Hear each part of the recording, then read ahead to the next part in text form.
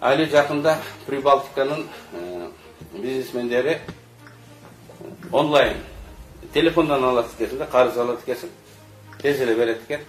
Миллиардтаган сомдорду биздин карбаластап турган адамдардан теге алып кетет экен. Быстрый кредит деген бар, айлыктан айлыкка чейин. Эсептеп көрсөң, жылына $1000, 1000% чейин чыгып кетет. Сома деген. Мурун 12-жылдары 600 000 адам бизден карыз алышат экен. Ошолардын көбү төлөй албай, үй жайын алдыртып, жооп кеңештин жанына барып, өзүбүз өртөйбүз деп жатышкан. Ошо Баткенден да адамдар барып жаткан. Картонду алдына коюп алышып, ошол жерде жатышат эле да. Анан ошондо мен бир мыйзам долбоорун киргизгем, сүткорлукту чектөө деген. Ал кезде да 600 жылына процент, кээде 1000% штрафтын санкциялары менен 1000%ке чыгып кетип, адамдар үйлөрүн алдыртып аткан. Анан ошол мыйзам долбоорун киргизип, согуш менен, жаңжал менен анткени олигархтар сүткорлор. Жылына $20 миллиард сомдон кем эмес пайда таап турушкан экен. 20 миллиард сом пайда таап турган. Карапайым адамдардын эсебинен. Мына ошол процент 31%ке чейин түштү быйылкыгачы.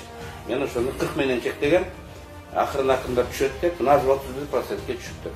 Мындай эсептеп көрсөм, биринчи жылы 7-8 миллиард сом кедей адамдар экономдоп калды. Азыр микрокредиттик организациялардын эмеси долясы деп коелу, рыноктор азайды. Азыр деле 2-3 миллиард сом жылына кедей күнүч турганда акча алган адамдар 2-3 миллиард сом жылына мен киргизген мыйзамдын жыйынтыгы менен экономдоп калып атышат. Болбосо алардын терисин сыйрып жүргөн.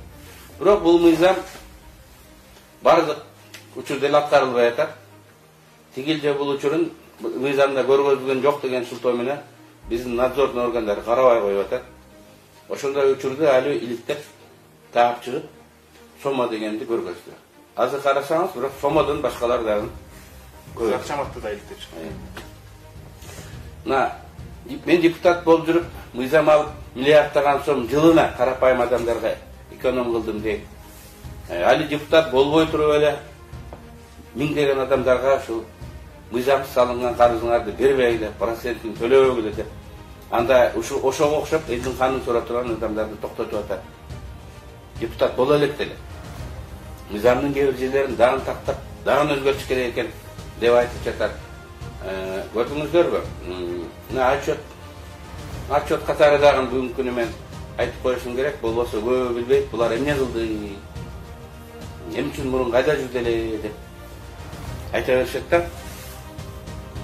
Анан ушул кээ кабыл алынган закондор жылдык эффектиси ушул миллиардтаган сом карапайым адамдарга болот.